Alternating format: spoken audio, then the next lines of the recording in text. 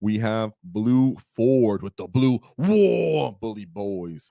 So let's pull up where he was at. He was at the Battle Brothers GT. This was a 85-person event in the United States. So we have Blue Ford going undefeated with a 96, 86 to 90, 89, and a 99. Gosh, you know, like right when you get those 99, you're like, oh, just 1 point. I want that 100, baby. I want that triple digits. So let's take a look at Mr. Blue Ford's Blue Wall. So we have Ghazghkull, Thraka, Zodgrod, Wortsnagga. Yes, guys, you're seeing Zodgrod, Wortsnagga in a Bully Boyz list. Oof, love to see that. I really do. I'm a Zod fan right now, boys. So any excuse to see Zod. We have a Beast Boss with Ed Stompa. Pretty much an underrated enhancement right there. For 10 points, I like it. I like it. A little hard to get off because you do have to hurt somebody first to reroll the wounds. But he does have some support shooting on this list, so I'm sure he got it off. We have 2 war bosses. Then we have 2 units of 10 Beastnagga boys, followed by a 22-man unit of Gretchin, of course, for Zodgrod, an 11-man unit of Gretchin, followed by Kommandos. Love to see the Kommandos. He brought the Power Claw, Breacher Ram, Burner, and the Rocket. So he did go pretty heavy on the special weapons. Some people choose not to because they don't feel like, rolling all the additional dice. But our Git did.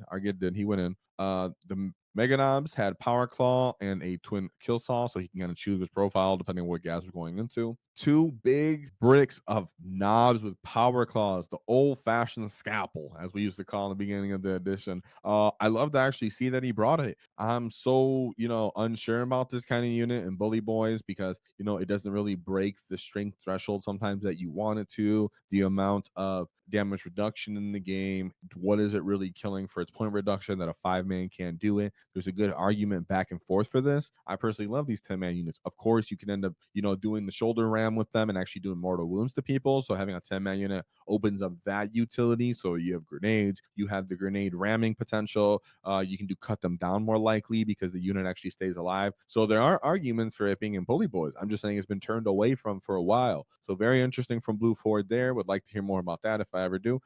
3 units of 5 Storm Boys. I love that. That's just adding additional advance and charge to the game, but also scoring. So he has a lot of units on the table, and he still has mobility. And of course, like I always say, you have the grenades. In the Bully Boyz, you're gonna have a lot of additional CP. Not that you're gonna always not use it, because you should use it. What I'm saying is because you're not relying on like the same sequence of stratagems every turn, you're open to other stratagems that are kind of overlooked sometimes as Zerg players that we can appreciate, such as rapid ingress, just as grenades, such as the shoulder charging mortal wound potential from this. Just doing the simple reroll charges can be kind of nice. Having obvious CP so you can counterattack when it can cost a lot, because people might make it cost 3 CP because you're in the range now. Bully Boyz makes it so you're like, I already have a CP, so it's cool. Of course, heroic interventions, because Mega Knobs don't mind heroic intervening because they don't have to die. In this case, there's really not a lot of Mega Knobs on this list, surprisingly, which was really, really unique, right? Because a lot of the time when people are building out these Bully Boyz lists, they're like, I need to bring Mega Knobs. And he really didn't. He went for big bricks of 10-man knobs. So really cool on that. He had a 3-man unit of Ghazghkull for 90 points. They've reached the point where they're just straight up bringing them just for their scoring potential, deep strike, being annoying skirmish units, being kind of bait. There's so many different reasons why Ghazghkull is actually pretty cool to bring, mortal wound potential, stuff like that. They can shoot, like I said, so they can help you set off Ed Stompa. A couple rockets go off in there. Love to see that. Then he brought 4 units of trucks. Of course, the MSU truck spam has been around since Index Hammer, my boys. So if you got a bunch of trucks, start building lists around that. If you're having a hard time and maybe you just want to play some MSU, more linear kind of game style, staging up trucks is getting out. Walling just feels really good as an orc player. But the fact that he had Zod was a really cool utility piece and just so low on Mega Knobs. And he had Kommandos. So guys, I've made videos on Kommandos. I've made videos on Mega Zod, right? So I made units on Kommandos, Zod. Both of those, I think, have 2 units of Mandos videos, that I've made.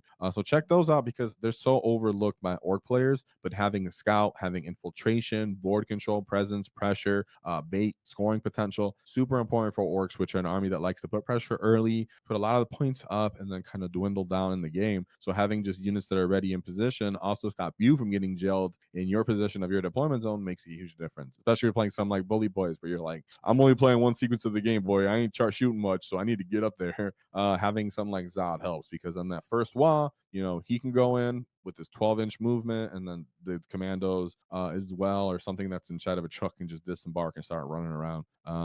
Just to look at it again, yeah, because he had he had boys and beast bosses, and Beastnagga boys, yeah. So he was just running at people with just units of waves of dudes. I love that. I love that. Disembark from trucks. Shout out to our sponsors, the Baron of Dice, as they helped us do our Waaaghtaktiks dice. So shout them out. Check them out in the description, 5% off in the discount, because nobody likes taxes. And shout out to Baron of Dice. They allow us to do our paint competition. So thank you very much to them. So let's take a look at his path to victory. Going with his first game, he says just copying a winning list. I don't know if he's true if he did that, but that would kind of make sense for why he lost round one. You know, I don't advise, like, anytime I'm telling people showing these lists, I'm not advising you copy people's lists. This is to inspire you and to encourage an archetype that maybe you may favor, but I don't want you to actually straight up copy it. You should be built towards what you favor, with just a little bit of sprinkle of someone else, right? Last 500 points should be you and what you favor. So we have Be'lakor, a great unclean one with the 4 of Feel No Pain, Keeper of Secrets with Soul Eater, Shalexi Hellbane, and a Mask of Slanesh. We have Plague Bearers, of course, they have Sticky Objective, pretty durable for what they are. Some 3 units of 3 Fiends, very fast but really fragile into orcs, and then 3 units of Screamers. They can hit, but it's not really reliable. They hit on 4s and stuff. They're like these little flying stingrays in the air. Everything comes down to the fact that the Keeper of Secrets and Shalaxi just want to run up and shellax, but they're getting shellaxed by Gaz and the beast bosses having double walls in this list. You know, these kind of armies just kind of have to go forward, and see there's really not a lot left, right? He's gonna put the Plague Bearers in his home deployment. These little fiends are going to come forward, and the Screamers. This is where you would take advantage of Storm Boys. You take advantage of just having trucks. Death Copters feel pretty good here, because those are I'm pretty sure those are 3 wound units. Maybe I should look that up. I'm pretty sure the fiends might be 3 wound units. But he's going to come out to get you. Of course, even Zod's unit with their pistols, shooting their pistols into Screamers, getting +1 to hit, +1 to wound, and just pop, pop, pop, pop, pop. You're going to just kill these little demon units. Feels really good. And then you're running onto their home objective with Zod, and one of these greater demons has to turn around, or you're getting in the way with the Zod, or you're getting in the way with all these Storm Boys, because you know where you're blocking off the fat boy, great unclean one, so he can't bog you down, and you're killing the Keeper of Secrets and then jumping him at the end,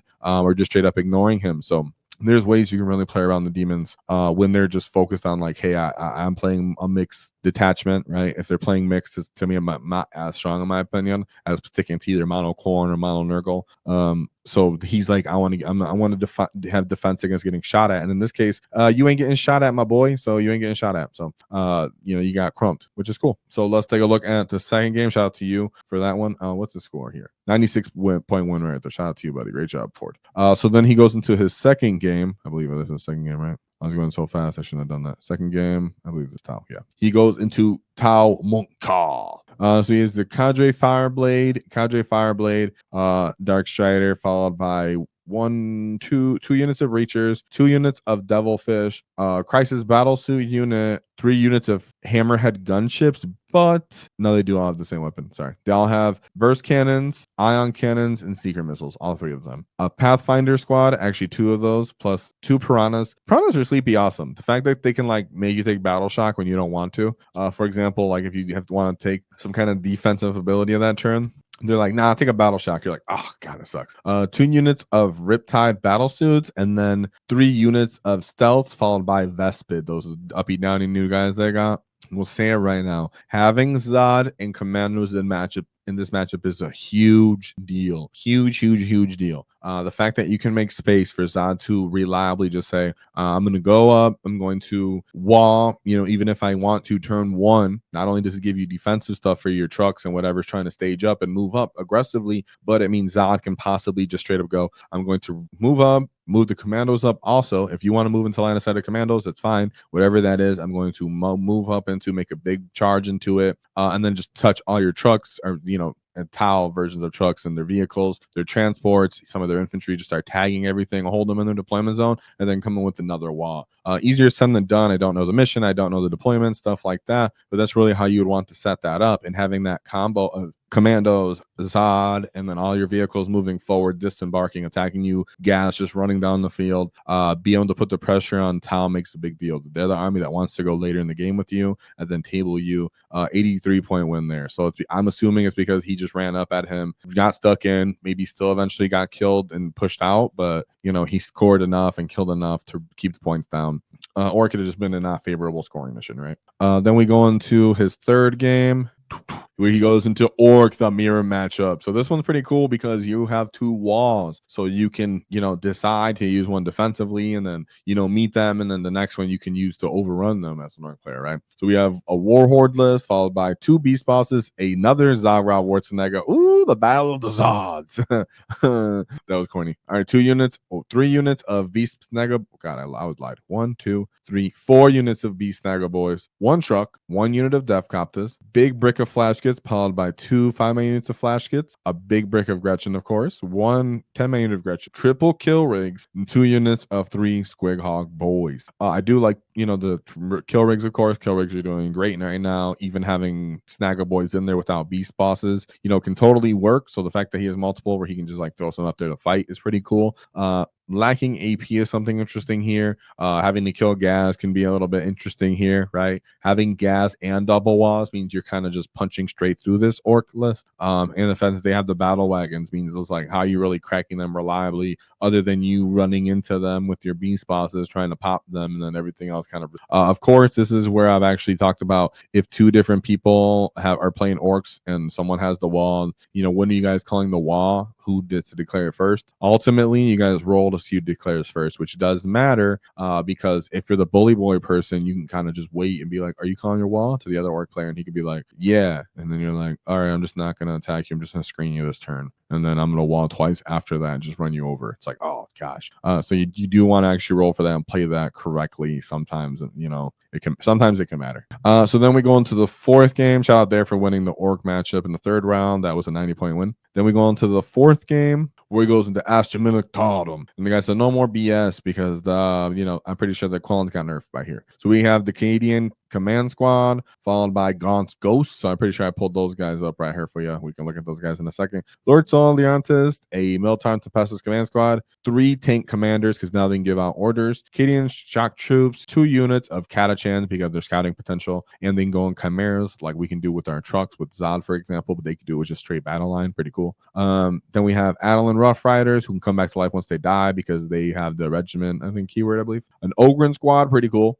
60 points. That's kind of nice, for just 3 little dudes that can fight combined arms. Regimental attaches where they can go with the commanders, I believe. We have a Scout Sentinel, 2 units of the Quillon bricks, followed by a big brick of Tempestus Scions, which go with the command squad, so they can drop down, re-roll hits, get orders on that turn, have a bunch of special weapons, really throttle into you and destroy you when that one go turn, right? Because they have to kill some of you as a guard player sometimes. And then 2 5-man units of Tempestus Scion squads. Again, this is where having Kommandos and Zod and be able to call that early game WAAAGH to push them back and into them, while then you pull up with your reliable, more killy stuff.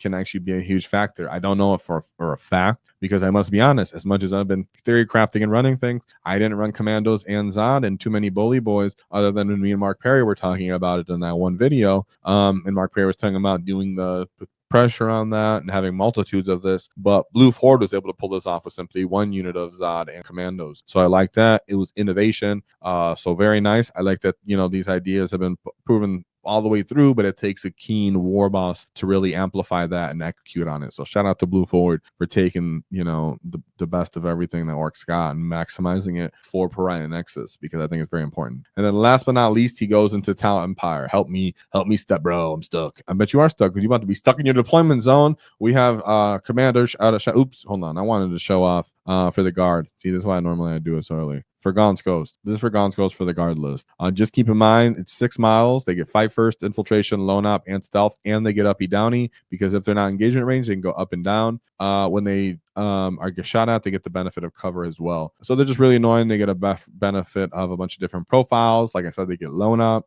They can fight all right because they get like 13 punches, as you can see here, hitting pretty reliably with low strength, but it still ends up working out for them. Just keep an eye out for them. Very shifty and conniving kind of unit that they can use. So pretty cool. Shout out to that. I just wanted to pull that out as well for the guard list. And then we have this tile list in round 5. So just want to pull it out so I didn't forget. Commander Shadow Sun, Cold Star Battle Suit, Dark. Oh, what is he playing? So you got Kao Yun, this boy's second half of the game. This one is the less popular, I believe. Maybe I'm wrong, but I believe the less popular version. I think this is saying 2 to hit in the later part of the game.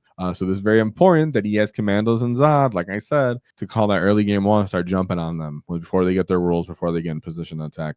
We got Shadow Sun, Commander, Cold Star Battle Suit, Dark Strider, 2 Breacher squads, Devilfish, Crisis Battle Suits, Ghazghkull, Hammer, 2 Hammerhead gunships. One has the railgun and the other one has the ion cannon. Crutes, Pathfinders, Riptide, Sky Ray gunship, Stealth Battle Suit, Stealth Battle Suit, Stealth Battle Suit. Keep in mind, that means they have their own infiltration, right? So, rolling off, go first, position everything. But it is cool because, like I said, you got to know your Zod unit with its pistols and its fighting potential can kill a bunch of these stealth units if they try to just straight up railroad block you. And you can take advantage of them getting close to you by just charging into them. Going first is a huge advantage if you stage aggressively with the Kommandos and Zod, because remember, your Kommandos can't be overwatched, which is Tao's main defense if they can't just stand in your way. So it could be interesting if they did an early game WAAAGH here and then take the second one once they stage up, because even if you don't really touch all of their killing, like their guns and everything, their guns get pointed at Zod and the Kommandos that next falling turn, possibly even when you have that wall. Zod unit's pretty hard to kill when you don't have sustain 2 yet, and they're -1 to wound at all times, and during the wall especially, with the 5-up invul, and then you stage up everything else on your turn, you run into them and you charge, and you're like, oh, here's Gaz, and you go to kill the Gaz, and his guys have a feel no pain, then you have Makari and this 2-up invul, and you're like, what the heck? And then the knobs get in there and they're -1 to wound, and they start beating you up and they have an invul, and so it's like a downhill kind of cool thing. You put 99 points up on there. Great job by Mr. Blue Ford with his very high pressure, no mega knob types, almost no mega knobs. Of course, he has a Gaz bodyguard, but no like independent mega knob list. So love to see very unique Bully Boyz archetype, very unique list. So I wanted to give a shout out to the Blue Tide because I love this. I can actually see myself trying to run something somewhat similar. Not sure about the 2 bricks of 20 boys, 2 bricks of 10 knobs right there. That's something that I have moved away from knobs.